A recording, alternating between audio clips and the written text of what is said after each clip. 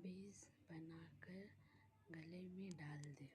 तन्हाई में डर लगता हो, इसको पढ़ते रहे। दिल से खौफ जाता रहेगा, दिल में कुव्वत और तमीज़ हासिल होगी। जो शख्स हिदायत का तलब हो तो इसे चाहिए कि 99 मरतबा इसको रोज़ाना पढ़ने का माहौल बना ले।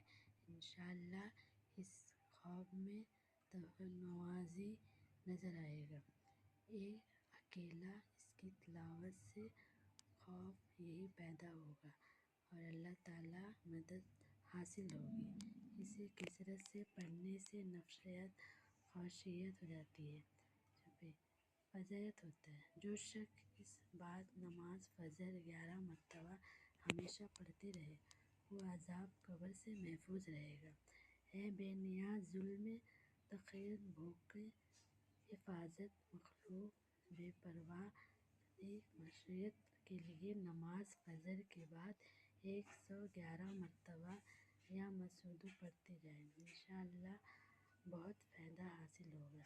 शख्स अल-समद मरतबा रोज़ाना पढ़े, माहौल बना ले, यूसुफ़ी ज़बान हो जाएगी और सफ़ी कशफ़ियत बन जाएगी।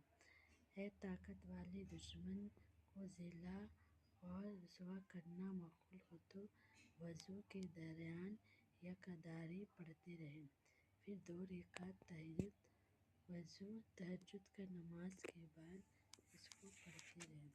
हुज़ूर सल्लल्लाहु अलैहि वसल्लम ने इरशाद फरमाया, अगर 100 मरतबा पढ़कर दुश्मन का तस्वीर करे, इस तरह दम फवाज होगा। इसके अलावा हम इस मुश्किल से मुश्किल काम को आसान करने के लिए बहुत से मुआफ़ियत लिहाज़ा में जो शख्स 11 मरतबा रोज़ाना पढ़ते रहे, इसका हर काम आसान हो जाता है।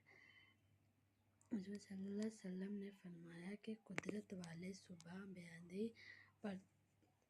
पढ़ लेना, दिन भर तमाम अच्छे काम आसान हो जाएंगे, शौक़ पैदा होगा, मुआफ़ियत दूर होगी। हर काम के होने का अल्लाह ताला को कोई न कोई दर्जा बना देगा।